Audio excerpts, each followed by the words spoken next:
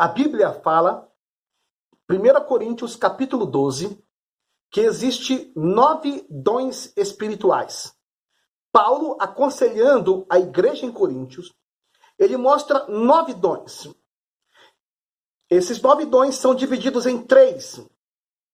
Esses 3 são, primeiro, dons de poder. Segundo, dons verbais. E terceiro, dons de revelação. O dom de revelação são, primeiro, os dons são discernimento de espíritos, palavra da sabedoria e palavra do conhecimento. Você quer entender melhor o que é discernir os espíritos? É bom que eu e você cada vez mais venhamos buscar e nos importar e nos ataviar com esses dons, para que o diabo não nos engane. Venha comigo, em nome do Senhor Jesus. Eu espero você.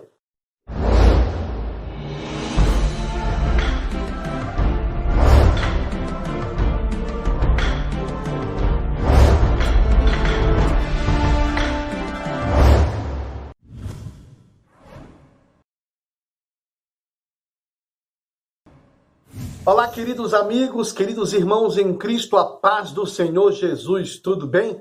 Eu sou o professor e presbítero Antônio José e eu estou aqui para falar da lição de número 11, que tem como tema discernimento de espíritos, um dom imprescindível. Queridos, se você ainda não é inscrito em nosso canal e quiser nos ajudar compartilhando essa mensagem, se inscreva no nosso canal, deixe o seu like e nos ajude a fazer com que esta mensagem tenha o maior número de views possível. Em nome do Senhor Jesus, eu lhe peço isso. Vamos para o texto áureo da lição. O texto áureo da lição diz: mas o que é espiritual discerne bem tudo, e ele de ninguém é discernido. 1 Coríntios, capítulo de número 2, versículo 15. A verdade prática diz: o discernimento de espíritos é um dom, é um dos dons espirituais concedidos aos crentes em Jesus. Ele nos capacita a distinguir o real do aparente e a verdade da mentira. E também o objetivo geral desta lição diz conscientizar sobre a imprescindibilidade do discernimento de espírito. O objetivo ou os objetivos gerais, eles são divididos em 3 pontos importantes. Primeiro, sobre discernir e discernimento. Segundo, explicar as artimanhas da adivinhadora de Filipos. E o terceiro é mostrar como desmascarar os ardis de Satanás. O primeiro tópico desta lição diz que é discernir e discernimento. Ele é subdividido em 3 subtópicos. O primeiro fala o verbo discernir, o segundo fala o substantivo discernimento e o terceiro, atualidade. Quando se refere ao verbo discernir, ele vem de uma fala do grego, de uma palavra do grego que quer dizer anacrino. E ela me faz muito também lembrar, né, a atitude e o procedimento de alguém. Por exemplo, o diacrino, essa expressão do grego que fala sobre discernir, no original grego tem 2 vertentes. A primeira é anacrino e a segunda é diacrino. E o que é interessante é que o primeiro significado, ele nos faz ver e o trabalho, por exemplo, de um investigador da Polícia Federal ou de um delegado. Por quê? Porque a função deles é perguntar, interrogar, investigar e examinar. O segundo subtópico diz o substantivo discernimento. Ele é muito interessante quando percebemos, por exemplo, o comportamento de Paulo.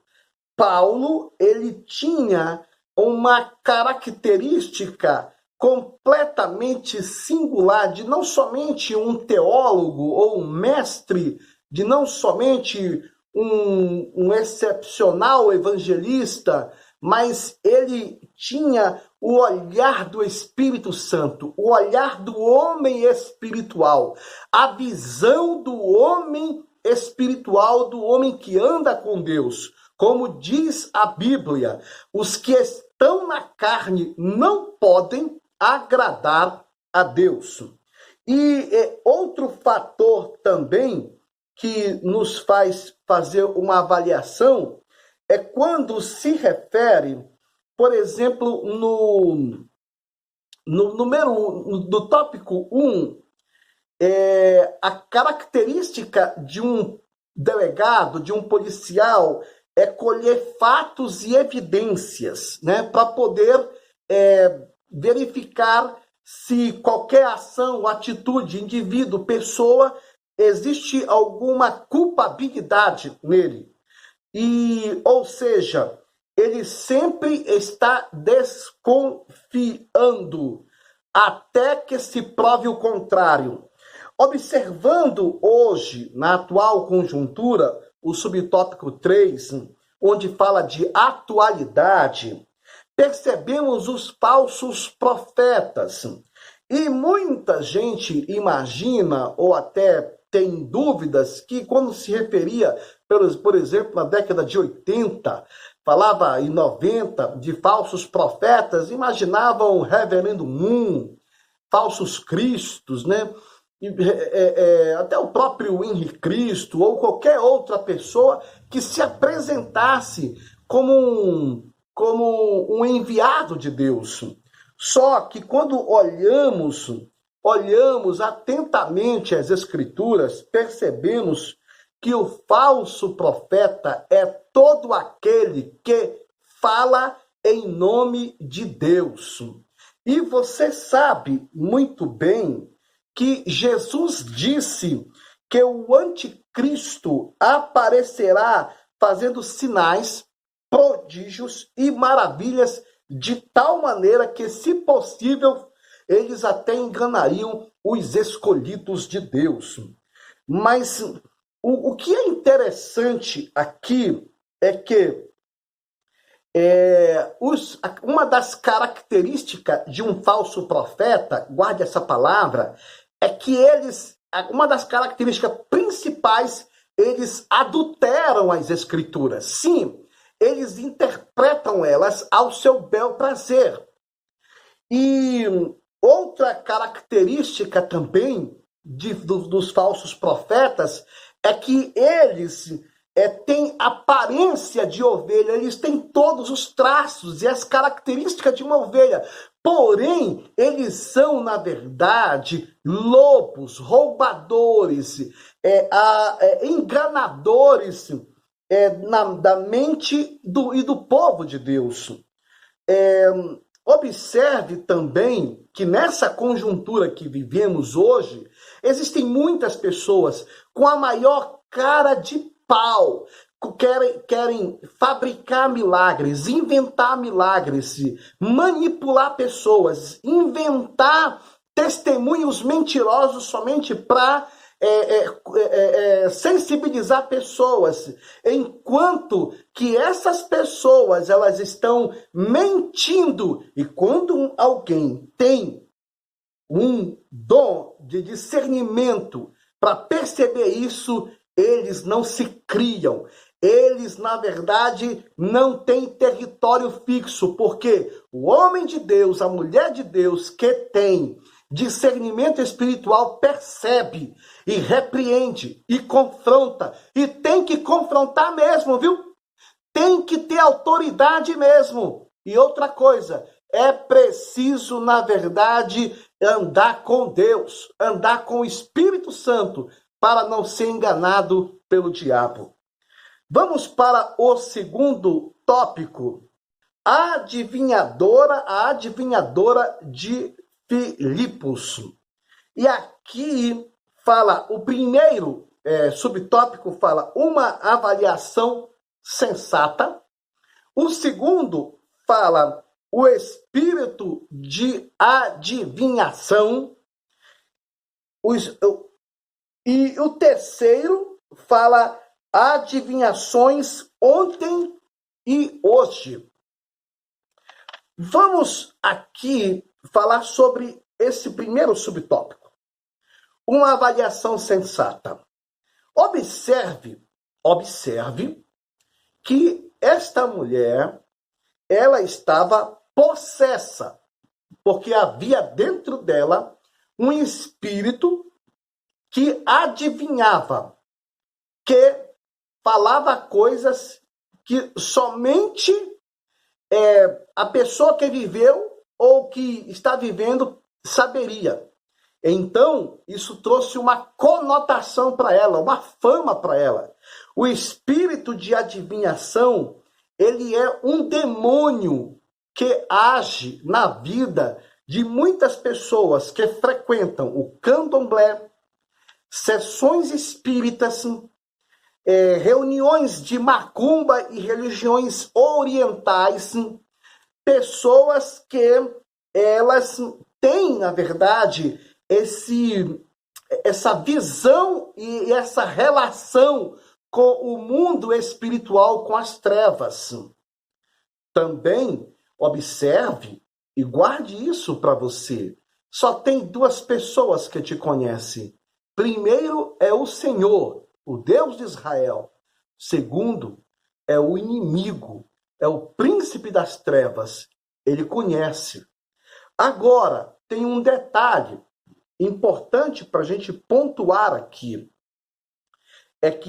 E até estar aqui no segundo subtópico, o espírito de adivinhação. No segundo subtópico, o espírito de adivinhação, ele está permanente em muitas pessoas. Quando eu não era crente, servo de Deus, uma pessoa, eu tinha menos do que 18 anos de idade, passando numa rua, uma pessoa me chamou e disse para mim: você não quer, na verdade, conhecer o fulano de tal que veio da Bahia, do Maranhão, não sei de onde, do Nordeste, não me lembro bem. E aí, naquele momento, aquela pessoa, ela chegou a dar para mim. Eu, particularmente, não falei nada da minha vida para ela. Mas ela me disse o dia que eu nasci, o mês que eu nasci, o ano que eu nasci, a cidade que eu nasci, o estado que eu nasci. Então,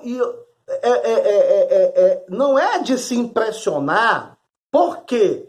Porque o diabo, ele sempre vai ser fake, ele sempre vai ser mentiroso, e ele sempre vai querer copiar as coisas do eterno, as coisas de Deus.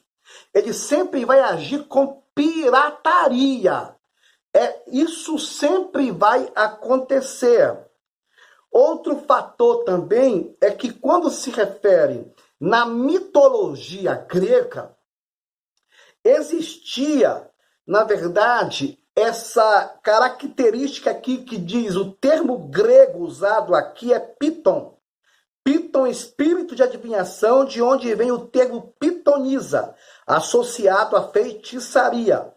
Piton era a serpente que guardava o oráculo em Delfos, na antiga Grécia.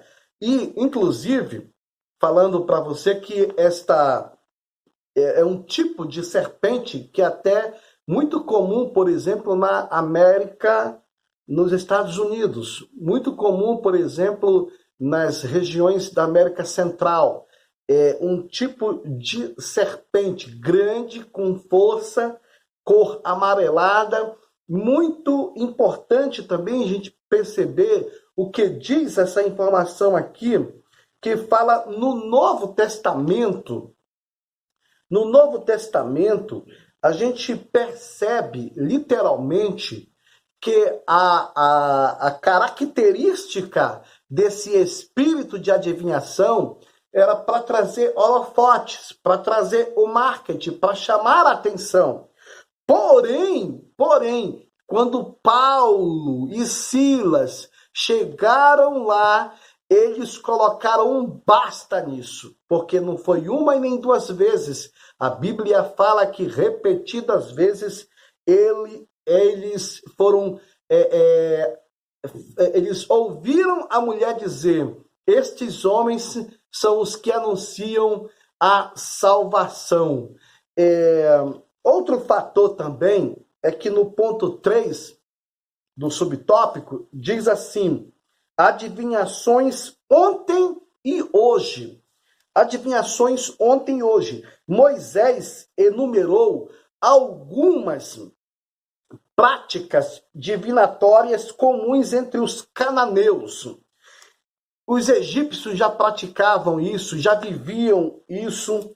E é interessante que Deus, como sabia de todo esse envolvimento com o ocultismo das outras nações, é que o Senhor ele pedia que os israelitas não se associassem, não tivessem relacionamento, não se casassem com as filhas destes povos, porque Deus conhecia a característica e a natureza deles. Agora, outro fator aqui que é interessante é quando fala assim, quando se refere hoje, na atual conjuntura, né? Hoje, na atual conjuntura, essa questão sobre como parte da magia e adivinhação é uma antiga arte de predizer o futuro por meios diversificados, intuição, explicação de sonhos, cartas, leitura de mão e etc. Tanto é que tanta gente aí que entrega a mão aí para ser lido, entrega, na verdade, peças de roupa, entrega documentos, entrega tanta coisa, sem a pessoa talvez não perceba, mas ali já é como se fosse uma aliança, já é como se fosse, na verdade, uma porta aberta para o mundo espiritual.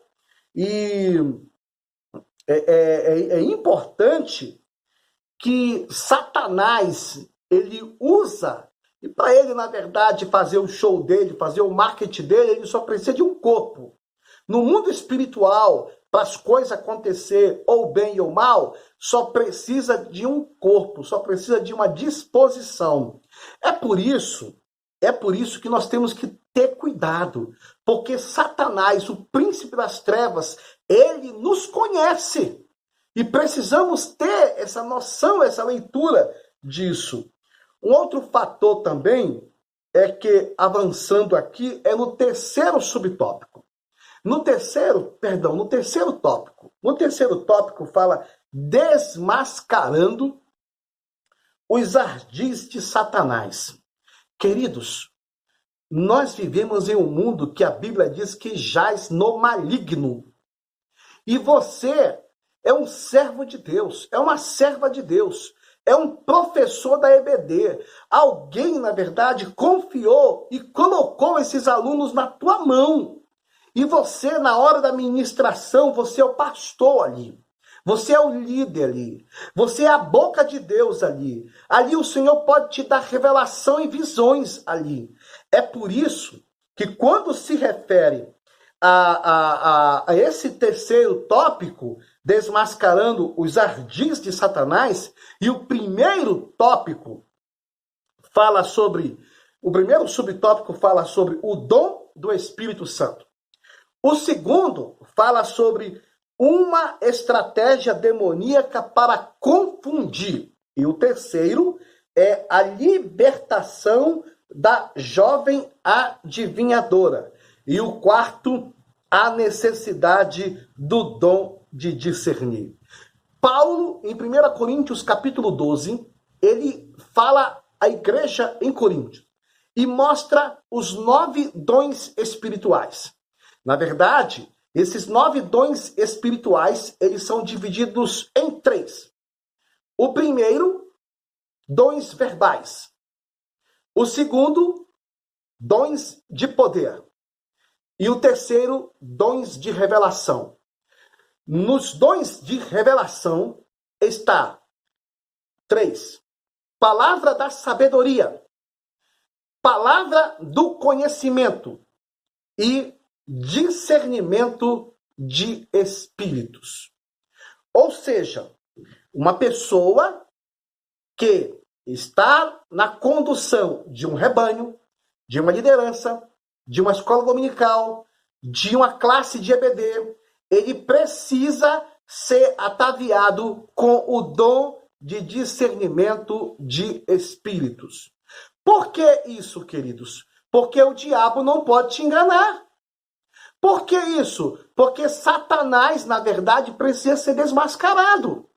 Muitas das vezes, o dom do discernir, ele é servido para várias formas. Muitas das vezes, uma pessoa que você deixa entrar na sua casa, e o Senhor conhece as pessoas.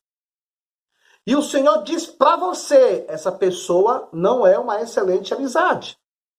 De repente, um negócio que você vai fazer, o Senhor, ele mostra e diz, este negócio não vai dar certo.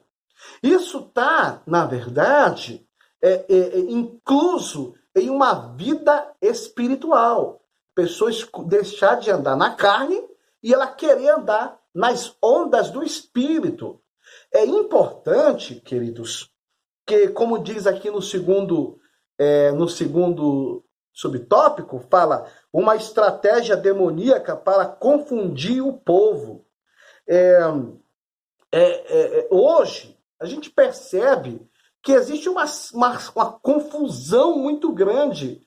Tem pessoas que aquilo que era errado hoje é certo, aquilo que criticavam hoje, na verdade, tem uma noção completamente liberal, e muitas das vezes, sem perceber, a palavra de Deus, ela fala que o Satanás, ele sempre quer se manter presente.